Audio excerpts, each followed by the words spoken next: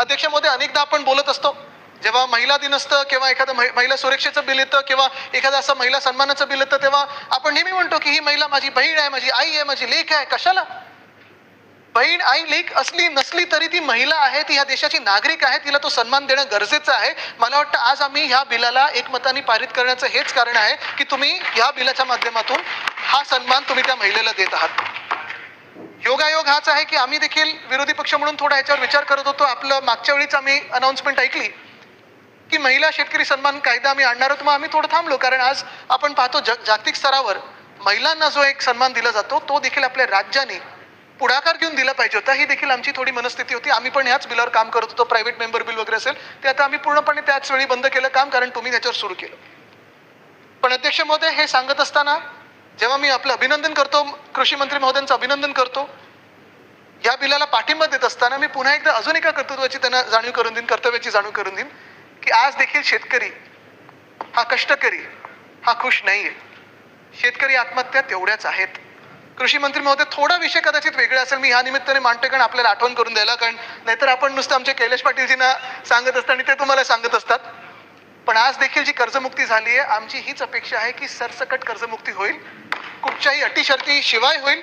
आणि ही कर्जमुक्ती जसं पुरुषांना आता पुढच्या काळात कदाचित आपल्याला, म्हणजे माझी तर ही प्रार्थना राहील की आपण देण्याची वेळ येऊच नाही, एवढं चांगलं काम आपण सगळे मिळून करू शकू आणि विधिमंडळ म्हणून करू शकू. माझी तर ही प्रार्थना राहील. पण आज जे शेतकऱ्यांचे हाल झालेले आहेत ते हाल थोडे सोडवण्यासाठी, थोडे सुलभ करण्यासाठी, त्यांना त्याच्यातून बाहेर काढण्यासाठी जे काही आपल्याला या राज्यातून विधिमंडळातून कायदेमंडळातून करायला लागेल, मी आपल्या माध्यमातून कृषी मंत्री महोदयांना विनंती करीन की ते करणं गरजेचं आहे. पुन्हा एकदा विनंती करीन की अटी शर्ती विना नीट चांगली कर्जमुक्ती, माफी नाही कर्जमुक्ती आम्हाला पाहिजे. कष्टकऱ्यांचे हाल, बळीराजाचे हाल हे थांबले पाहिजेत. जे काही सरकारी सहाय्य तुम्ही करू शकता, मदत करू शकता, ते होणं गरजेचं आहे. आणि पुन्हा एकदा आपलं आणि या विधिमंडळाचं अभिनंदन करतो की आपण महिलांना देखील हा सन्मान दिलेला आहे. ह्याच्या अंमलबजावणीमध्ये देखील कुठेही काही कमी पडत असेल तर आम्हाला, म्हणजे रोख रक्कम नाही, ते मुख्यमंत्री महोदय बघतील, पण अर्थात तन मन, धनाचा आपण अर्थात धनी आहातच, पण तन मन कुठेही लागलं तर आम्ही फक्त विरोधी पक्ष म्हणून नाही तर या राज्याचे जबाबदार नागरिक म्हणून पुढे येऊ आणि आपल्याला समर्थन करू. धन्यवाद. जय हिंद, जय महाराष्ट्र, वंदे. सन्माननीय अध्यक्ष महोदय, सर्वप्रथम माझे सहकारी कृषी मंत्री सन्माननीय दत्ता मामा भरणे यांनी महाराष्ट्र महिला शेतकरी सक्षमीकरणाचं जे बिल आणलेलं आहे, या बिलाच्या बद्दल आणल्याबद्दल मी अभिनंदन करण्यासाठी सभागृहात उभी आहे. खरं तर महिला म्हणून राजकारणात पाऊल ठेवल्यापासून आतापर्यंत मी वेळोवेळी माझ्या असंख्य भाषणामध्ये हे वाक्य नेहमी म्हटलेले आहे की शहरामध्ये काम करणाऱ्या वर्किंग वुमन जशा आहेत तशीच खेड्यामध्ये काष्टा घातलेली असेल, गोंदलेल्या कपाळाची असेल, चुलीसमोर बसून बांगड्या मागे सारून भाकर थापणारी असेल, ती सुद्धा तेवढीच करिअर वुमन आहे. आणि सकाळी सूर्याच्या आधी उठणारी, घर शेणाने सारवून भाकरी थापून सगळ्या घरच्यांचा स्वयंपाक करून शेतावर उन्हातानात राबून संध्याकाळी येऊन वासराचं दूध काढून गरम गरम भाकरी आपल्या घरच्यांच्या ताटात वाटणारी ती सगळ्यात मोठी करिअर वुमन आहे. आपण बळीराजाचं राज्य व्हावं म्हणतो, पण आपण त्या बळीराजाच्या मागे असणाऱ्या त्या अन्नपूर्णेला ओळख देण्याचं काम आज दत्ता मामांच्या या बिलामुळे झालेलं आहे. याच्याबद्दल मी त्यांचं अभिनंदन करते. खरं तर ओळख या शब्दाची ओळखच स्त्री जातीची खूप कमी झालेली आहे. ती कधी तिचं पहिल्यापासून आपल्याला ते काय होता जेव्हा कोणते राधय गाधारी पुत्र म्हणलं जायचं, पण आता असं नाही म्हणलं जात. आईच्या नावाने ओळखलं जात नाही किंवा एखाद्या स्त्रीच्या नावाने घर ओळखलं जात नाही, पण तिच्या मागे ते घर उभं करण्यासाठी तिचे अथांग कष्ट असतात आणि त्या कष्टाला सन्मान देणारं हे बिल आहे असं मी म्हणेन. सन्माननीय उपमुख्यमंत्री सुनेत्रा पवार यांनी इतकं सुंदर भाषण केलं आणि छान अशा संवेदनशील ओळीमध्ये त्यांनी त्यांची भावना मांडली. ही भावना मांडत असताना सन्माननीय आमचे सदस्य आदित्य ठाकरे यांनी पण मांडले आणि मला एक गोष्ट मला आवडली आणि मी आणि आदित्य तटकरेंनी एकमेकांकडे बघून नॉड पण केलं. म्हणजे आम्ही मान हलवली, कारण आम्ही आजच्या युगातल्या स्त्रिया आहोत. माझ्यापेक्षा थोडी लहान आहे, आदित्य बरीच लहान असेल, पण या स्त्रीला सारखं तू माझी लेक आहे बाई, तू माझी बहीण आहे बाई, तू माझी अमुक आहे, मामा आहे, मी तुझा काका आहे, मी तुझं संरक्षण करीन, हे भाव नकोय.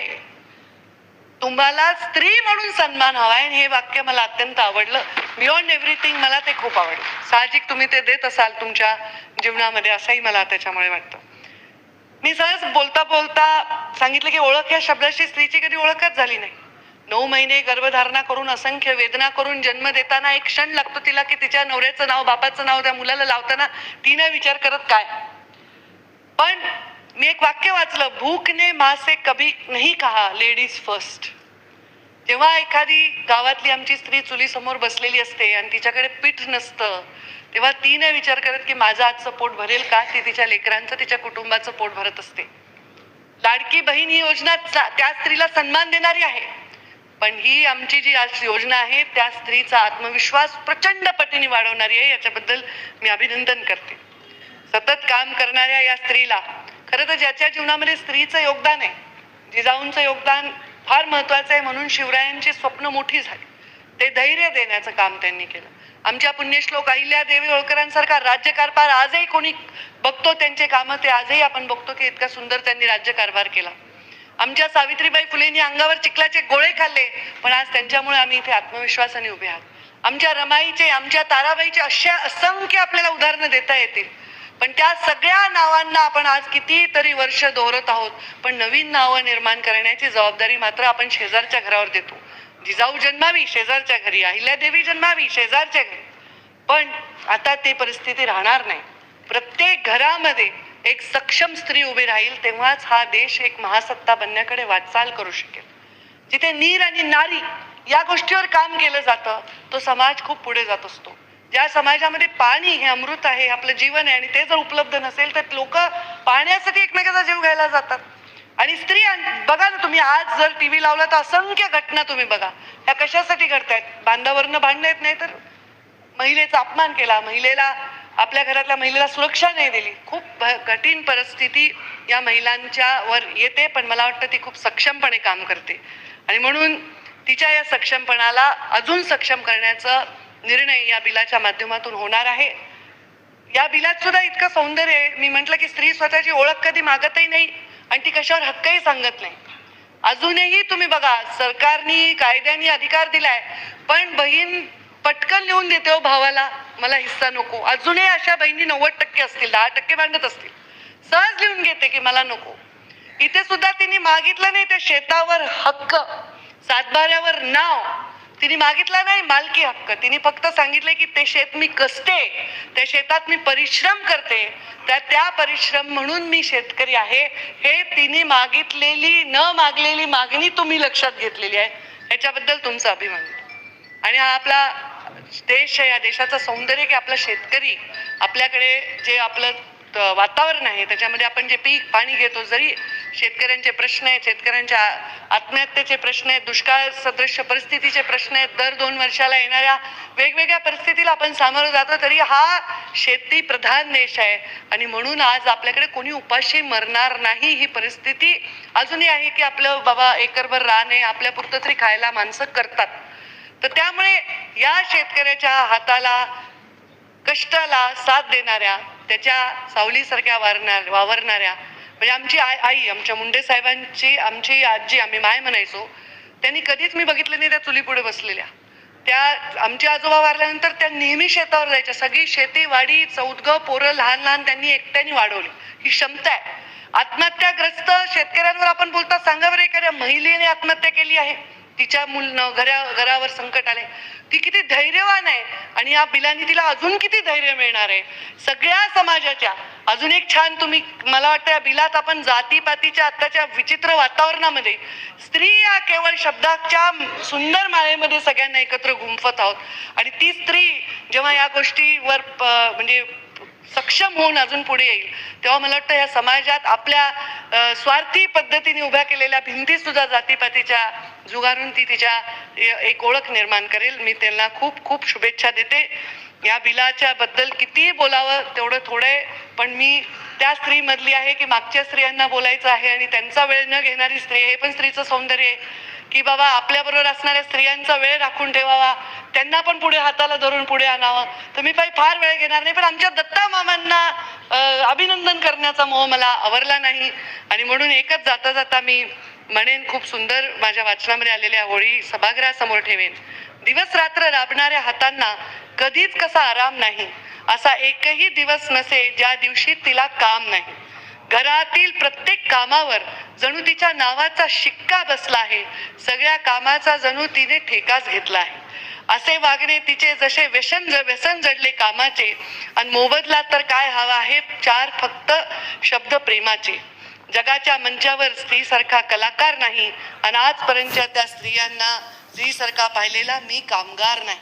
म्हणजे एक बिनपगारी कामगारासारखं तिची भूमिका असते, पण त्या कामगाराला आता तुम्ही शेतकरी बनवण्याच्या वाटचालीकडे नेलं आहे, आणि सक्षम शेतकरी बनवण्याच्या, आणि सगळ्या योजना, आता आम्ही सुद्धा पशुसंवर्धनमधनं शेतीचा दर्जा दिलेला आहे. तर मला वाटतं याच्यामध्ये सगळ्यात जास्त माझ्या खात्यामधनं मला या स्त्रियांना न्याय देता येईल.